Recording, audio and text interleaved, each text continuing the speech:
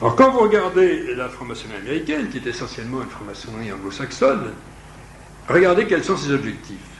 Ils ont été remarquablement analysés dans l'encyclopédie catholique de 1913. Je dis bien 1913, c'est-à-dire il y a maintenant plus de 80 ans, par un jésuite qui s'appelle le père Gruber. Ben, vous allez voir que les objectifs de la franc-maçonnerie américaine, définis en 1913 par le père Gruber, correspondent exactement, avec quelques modalités différentes, aux objectifs que nous trouvons en France et que nous trouvons vraisemblablement au Québec.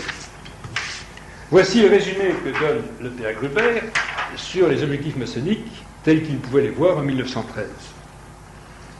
3 points. Premier point, supprimer toute influence sociale de l'Église et de toute religion en général, soit par la persécution ouverte, soit par ce qu'on appelle séparation de l'Église et de l'État. Deuxième point, laïciser ou séculariser toute la vie publique et privée, et surtout l'éducation populaire. Troisième point, développer systématiquement la liberté de pensée et de conscience chez les enfants des écoles, les protéger contre les influences perturbatrices de l'Église et même de leurs propres parents, éventuellement par contrainte si la chose est nécessaire.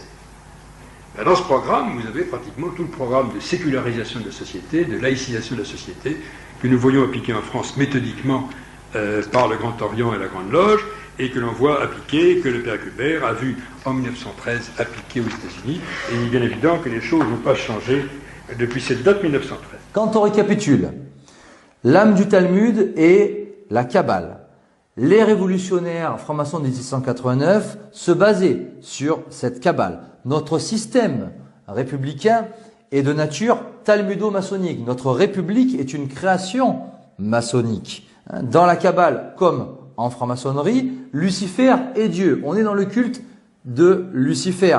Par conséquent, il n'y a pas à s'étonner que notre république soit antichrétienne et au service de la domination juive et d'Israël par le biais de la franc-maçonnerie qui n'est que l'outil de domination du judaïsme international. La République s'installe durablement. Il a fallu casser l'Église catholique et on l'a fait, on l'a nationalisé.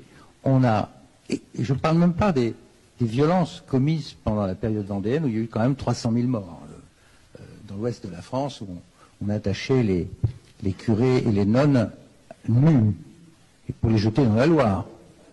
On exécutait les bébés. Il faut lire les rapports du général Turreau qui raconte comment on a maté les cathos de l'ouest de la France.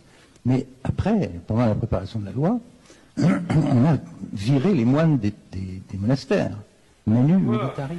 Et comment peut-on présenter le but de la maçonnerie? On s'aperçoit que ce but est plus religieux que politique.